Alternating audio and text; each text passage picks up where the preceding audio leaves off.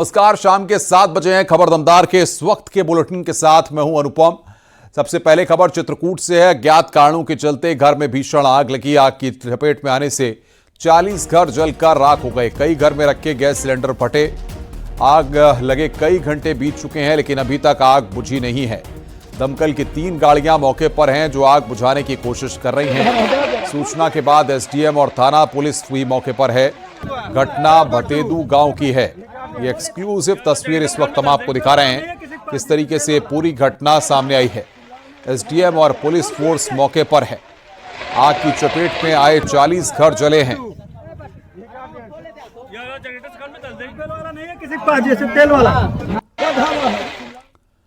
खबर हापुड़ से है। मर्सिडीज में आग लगी है। हाईवे पर आग का गोला बनी कार। दिल्ली से मुरादाबाद जा रहे थे कार सवार। हापुड़ के NH9 की घटना है। ये तस्वीर इस वक्त हम आपको दिखा रहे हैं। हाईवे पर आग का गोला बनी है कार। ये आप देख सकते हैं, दिल्ली से मुरादाबाद जा रहे थे कार सवार। गोंडा में भी गेहूं की फसल में आग लग गई। आग लगने की वजह स्पष्ट नहीं हुई है। लगभग 1 एकड़ गेहूं की फसल जलकर खाक हो गई। ग्रामीणों ने कड़ी मशक्कत के बाद आग पर काबू पाया। कौड़िया थाना क्षेत्र के सेहरिया कला गांव का यह पूरा मामला है। प्रयागराज में माफिया अतीक के करीबी प्रॉपर्टी डीलरों के खिलाफ पीडीए का एक्शन जारी है। माफिया के करीबियों की अवैध प्लॉटिंग पर बुलडोजर चला है। 4 अलग अलग जगहों पर 50 बीघे में की गई अवैध प्लॉटिंग को बुलडोजर से ध्वस्त किया गया। अशरफ अरवारा और सुशील यादव की देवघाट झलवा में 10 बीघे में की गई अवैध प्लॉटिंग पर बुलडोजर चला है। गौसपुर में 30 बीघे में की गई प्लॉटिंग पर भी बुलडोजर चला है। सभी प्रॉपर्टी डीलरों के खिलाफ एयरपोर्ट थाने में कार्रवाई के लिए तहरीर दी गई है। प्रयागराज विकास प्राधिकरण प्रकरण से बगैर लेआउट पास स्वीकृत पास कराए प्लॉटिंग की जा रही है। पीडीए के सोनल अधिकारी और प्रवर्तन टीम ने एयरपोर्ट थाना पुलिस की मौजूदगी में कार्रवाई की है। खबर उन्नाव से है। भूमाफिया के खिलाफ बड़ी कार्रवाई की गई। ग्राम समाज की जमीन से कब्जा हटाया गया। कब्जा मुक्त हुई जमीन की कीमत 38 करोड़ बताई जा रही है। डीएम के आदेश पर अवैध निर्माण पर बुलडोजर चलवा दिया गया। कटरी पीपर खेड़ा में 19 बीघा जमीन कब्जा मुक्त हुई है।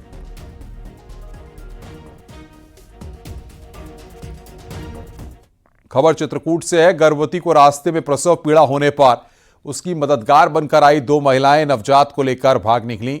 बच्चे को ले जाते महिलाएं सीसीटीवी में कैद हो गई। मामला बरगढ़ थाना इलाके का है। गर्भवती महिला अपने मायके जा रही थी। रास्ते में रीवा जिला के चुनगी गांव के पास महिला को दर्द होने लगा। मदद करने 2 महिलाएं आई और डिलीवरी के बाद बच्चा लेकर फरार हो गई। पुलिस ने मुकदमा दर्ज कर तलाश शुरू कर दी है। कहां जात रहे?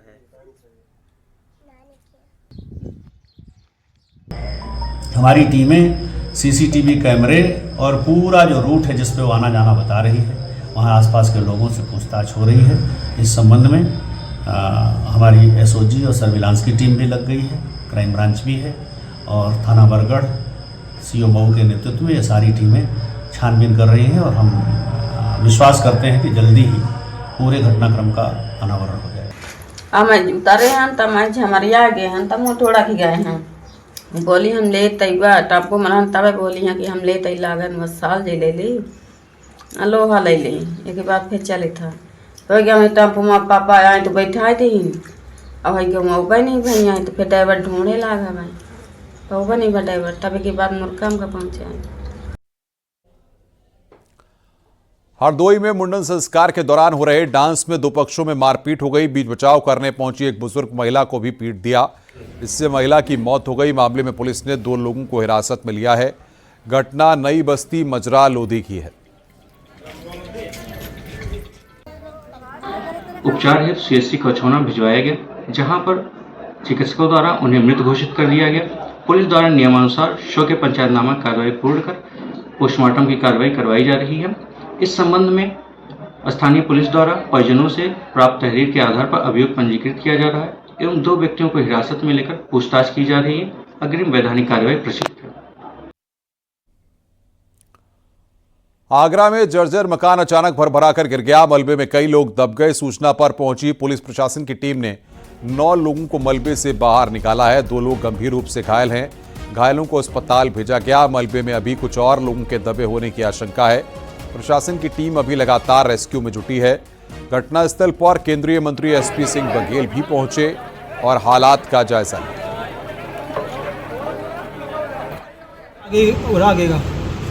अरे यार थोड़ा सा पीछे पहले आज पुराना जो मकान का रिपेयर चल रहा था उसमें कुछ लोगों की दबे की सूचना प्राप्त हुई। पहला जब सूचना प्राप्त हुई तो 4-5 लोगों की सूचना थी।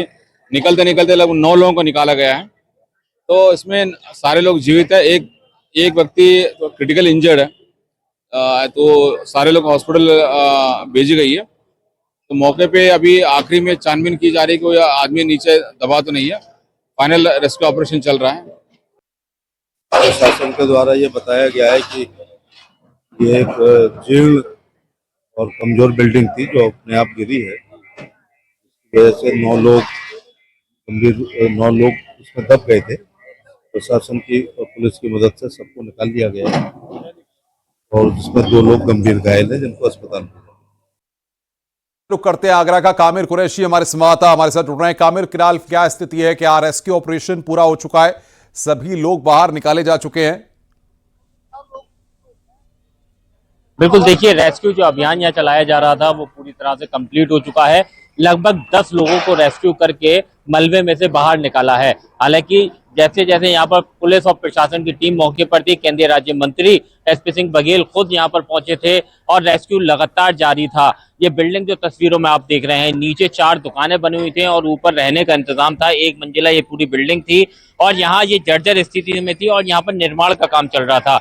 यही वजह रही कि अचानक से भर भरा कर ये बिल्डिंग नीचे गिरी है। हालांकि इस हादसे में लगभग 10 लोग दबे थे, जिसमें से रेस्क्यू करके सभी को बाहर निकाला। लेकिन अभी सूचना जो आ रही है, सबसे बड़ी अपडेट न्यूज़ 18 है, इसमें से 2 लोगों की मौत हो चुकी है। लेकिन अभी आधिकारिक पुष्टि इसमें नहीं हुई है। लेकिन सूत्रों के हवाले से बड़ी खबर यह है कि रेस्क्यू अभियान के जरिए 10 लोगों को निकाला था, उसमें से 2 की मौत हुई है। फिलहाल पुलिस के आला अधिकारी, प्रशासन और एसपी सिंह बघेल जो आगरा के सांसद भी हैं, केंद्रीय राज्य मंत्री और कई विधायक मौके पर मौजूद हैं और जो लोग इसमें दबे हैं उनके परिजनों से बात कर रहे हैं। हालांकि सहायता राशि की लोग बातचीत की जा रही है। उन्होंने एसपी सिंह बघेल से सहायता राशि देने की बात कही है।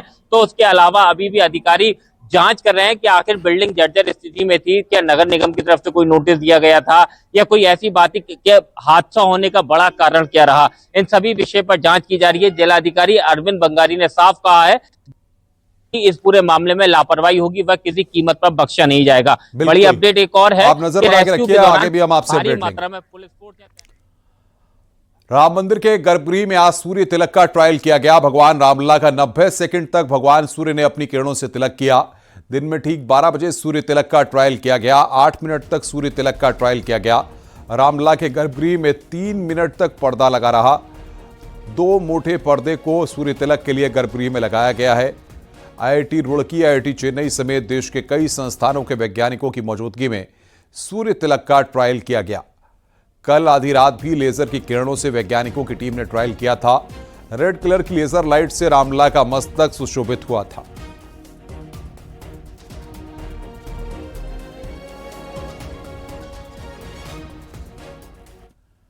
अयोध्या में रामनवमी को लेकर सुरक्षा के पुख्ता बंदोबस्त किए गए हैं। राम भक्तों को सुविधाओं का भी ध्यान रखा जा रहा है।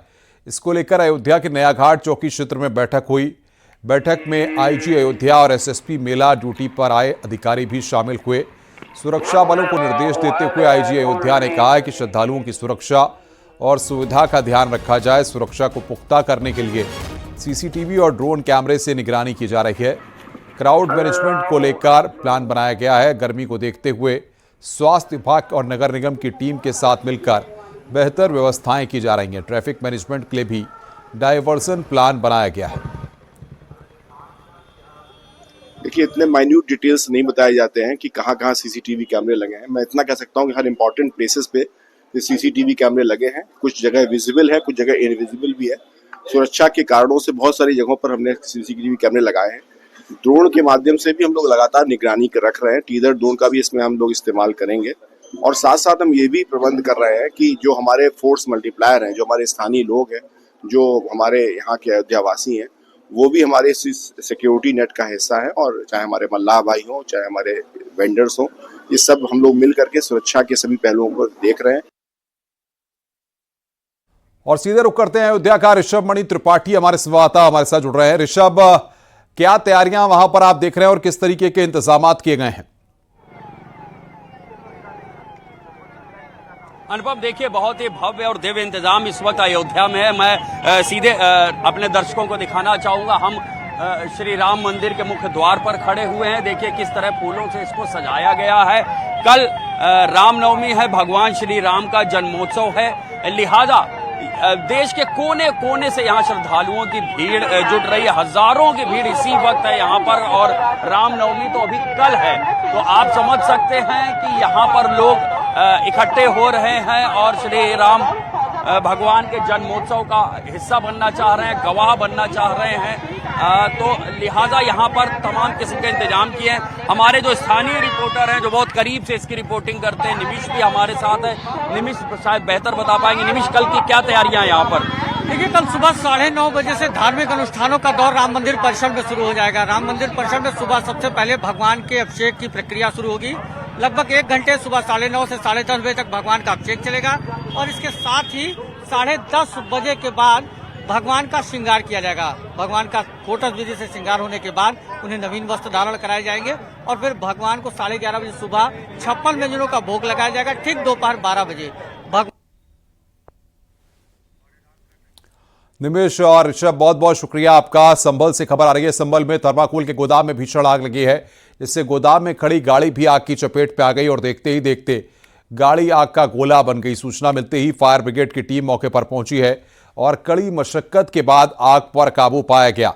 ये तस्वीरें इस वक्त हम आपको दिखा रहे हैं। थर्माकोल के गोदाम में भीषण आग लगी है। 3 तस्वीरें इस वक्त आपकी स्क्रीन पर, एक्सक्लूसिव तस्वीर इस वक्त आप देख रहे हैं। संभल से ये तस्वीरें हम आपको दिखा रहे हैं, जहां पर थर्माकोल के गोदाम में भीषण आग लगी है। ये तस्वीरें इस वक्त आप देख रहे हैं। कई गाड़ियां जलकर वहां पर राख हो गई हैं। फिलहाल आग पर काबू पा लिया गया है। ये बड़ी खबर इस वक्त हम आपको बता रहे हैं।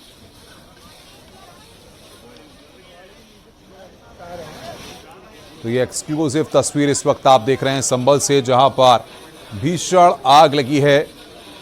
थर्माकोल के गोदाम में ये भीषण आग लगी है, वो तस्वीर हम आपको दिखा रहे हैं।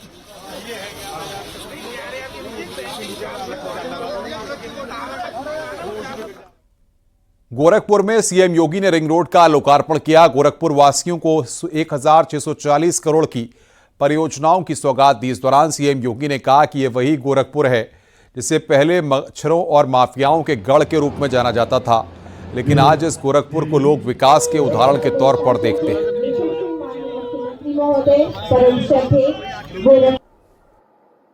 यानी गोरखपुर अब वह सिटी नहीं है जो कभी अपराध के गढ़ के रूप में जाना जाता था, माफियागिरी के लिए जाना जाता था। आज वो गोरखपुर नहीं जिस गोरखपुर की गिनती मच्छर और माफिया से होती थी। आज ये गोरखपुर महायोगी भगवान गोरक्षनाथ की पावन साधना स्थली के रूप में, गीता प्रेस के बेहतरीन साहित्यिक सनातन धर्म के साहित्य केंद्र के रूप में, और विरासत और विकास के एक अद्भुत समागम को आगे बढ़ाने वाले, विकास की बेहतरीन सोच के साथ शिक्षा और स्वास्थ्य के भी एक प्रमुख केंद्र के रूप में स्थापित हो रहे गोरखपुर के रूप में आज हमारा शहर अपनी पहचान बना रहा है। मुख्यमंत्री योगी आदित्यनाथ ने महाराजगंज दौरे के दौरान कन्या पूजन कर बच्चों को अन्नप्राशन कराया। इस दौरान सीएम योगी ने 654 करोड़ रुपए की लागत की 629 विकास परियोजनाओं का लोकार्पण और शिलान्यास किया। इन परियोजनाओं में नौतनवा में 148 करोड़ की लागत से बना रोहिन बैराज सबसे खास है। बैराज से इलाके के तकरीबन 16,000 किसानों को सीधा फायदा होगा। बैराज के लोकार्पण के दौरान सीएम योगी ने एक विशाल जनसभा को संबोधित किया और कहा कि अब उत्तर प्रदेश में दंगे नहीं होते। जो दंगा करने की कोशिश करता है, बाप दादा की संपत्ति से हाथ धोना पड़ता है। हर त्योहार शांति से मनाया जाता है। ये वही उत्तर प्रदेश है जिस उत्तर प्रदेश में 2017 के पहले पर्व और त्योहार आते थे, लोगों के घरों में दिमाग में आशंका होने लगती थी कि पता नहीं अब क्या हो जाए, पता नहीं अब क्या हो जाए, पता नहीं अब क्या हो जाए। कौन व्यक्ति चपेटे में आ जाए, किस पर झूठे मुकदमे लिख दिए जाए। आपने 8 वर्ष में उत्तर प्रदेश में दंगा करते हुए नहीं देखे होंगे, और अगर किसी ने करने का दुस्साहस किया है तो बाप दादों की कमाई से भी उसको पूरी तरह वंचित होना पड़ा है। आज दंगा नहीं होता उत्तर प्रदेश में, आज तो पर्व और त्योहार शांतिपूर्ण तरीके से संपन्न होते हैं। इससे पहले सीएम योगी ने बलरामपुर में आज देवी पाटन मंदिर में पूजा अर्चना की। इसके बाद सीएम योगी ने गौशाला जाकर गौ सेवा की। और ये 3 तस्वीरें इस वक्त आपकी स्क्रीन पर दिखा रहे हैं। गौ सेवा की, पूजा अर्चना की और बच्चों को दुलार करने की ये तस्वीरें इस वक्त आप देख रहे हैं। सीएम योगी ने बच्चों को दुलार किया।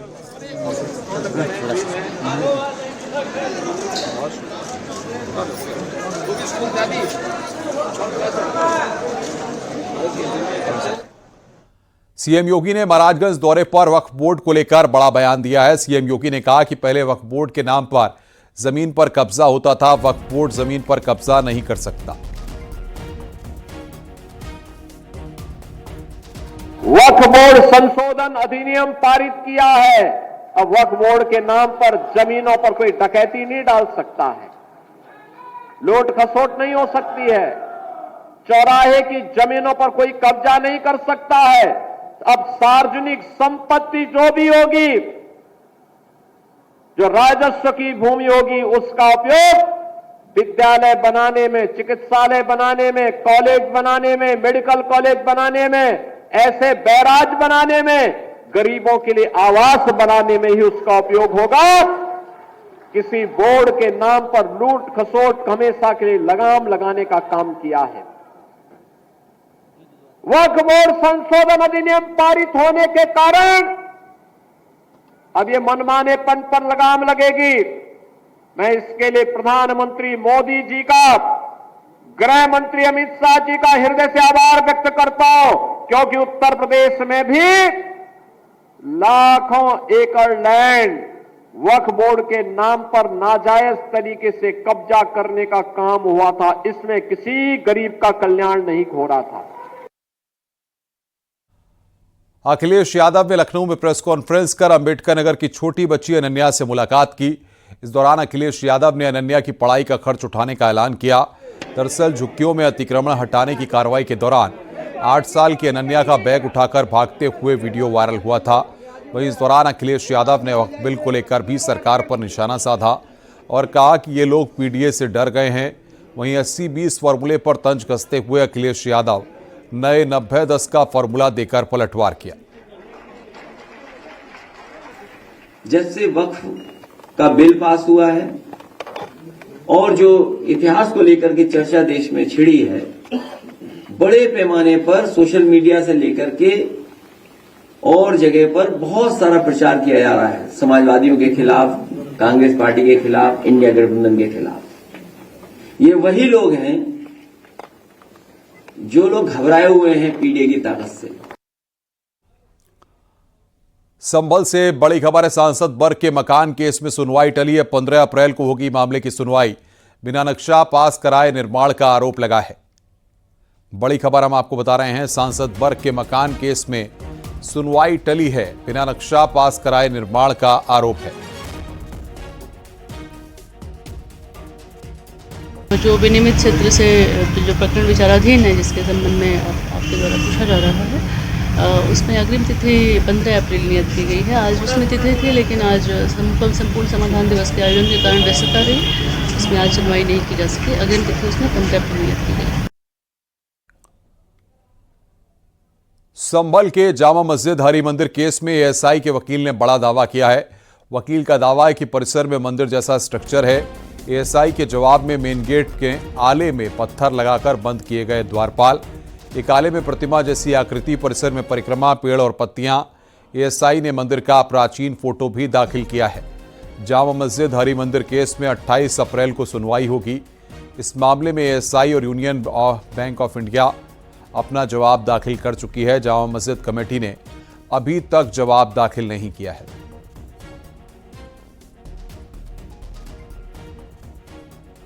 होते हैं, पेड़ होता है, कुआं होता है और मंदिर का जो स्ट्रक्चर होता है उस तरह का स्ट्रक्चर वहाँ पे पाया गया। एएसआई ने जो अपना जवाब दाखिल किया है उसमें अगर देखा जाए तो कुछ फ़ोटोग्राफ भी दाखिल किए गए हैं। जो पुराने फ़ोटोग्राफ्स हैं उसमें जो मेन गेट है उसके साइड में 2 द्वारपाल बने हुए हैं, 2 बड़े आले बने हुए हैं और उन्हें बंद कर दिया गया है सीमेंट द्वारा और संभवतः 2018 में जो है उस पर पत्थर लगा दिया गया है।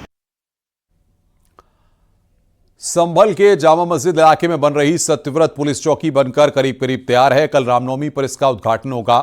माना जा रहा है कि यह पुलिस चौकी जामा मस्जिद इलाके में हंगामा खड़ा करने वाले कट्टरपंथियों पर नकेल लगाने में कारगर साबित होगी।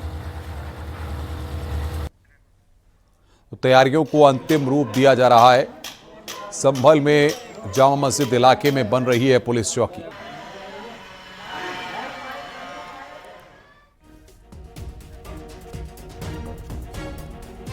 मुजफ्फरनगर में मुस्लिम पर्सनल लॉ बोर्ड के आह्वान पर अलविदा जुमे और ईद की नमाज के बाद कुछ लोगों ने काली पट्टी बांधकर वक्फ संशोधन बिल का विरोध किया था।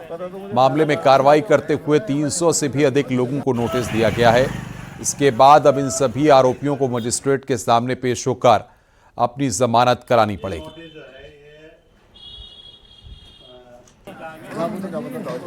वर्तमान परिदृश्य में जनपद मुजफ्फरनगर में शांति व्यवस्था कायम करने के लिए ऐसे असामाजिक तत्व जो जनपद की शांति व्यवस्था को बिगाड़ सकते हैं, इसमें से लगभग 300 से अधिक लोगों को चिन्हित किया गया था और उनको बीएनएसएस की धारा 126, 135 के तहत इनको मुचलका पाबंद करवाया गया है। इनको नोटिस सर्व किए गए हैं और जनपद में जो कल जो ईद की जुम्मे की नमाज हुई है उसमें सकुशल संपन्न करवाई गई है और आगे भी लगातार इसमें सतर्क दृष्टि रखी जा रही है और हम लोग लगातार धर्मगुरुओं से संपर्क बनाए हुए हैं और जनपद में सुरक्षा व्यवस्था और शांति व्यवस्था पूर्ण तरह से कायम है। सर कितने लोगों को नोटिस दिया है सर? ये इसमें 300 से अधिक लोगों को चिन्हित किया गया था और उन लोगों को नोटिस सर्व किए गए।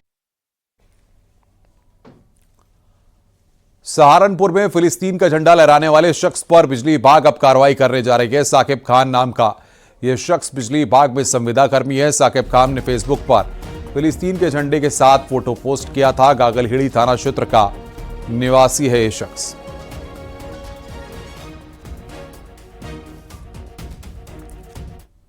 भविष्य भारत का है और न्यूज 18 राइजिंग भारत समिट 2025 है वो जगह जहां ग्लोबल लीडर्स और विजनरीज आपको दिखाएंगे आगे बढ़ने का रास्ता। जरूर आए 8 और 9 अप्रैल को भारत मंडपम नई दिल्ली में बने इस खास इवेंट का हिस्सा, जहां नए आइडियाज भारत के भविष्य को नई दिशा देंगे। आज ही रजिस्टर करें www.news18features.com राइजिंग भारत समिट पर। नमस्कार।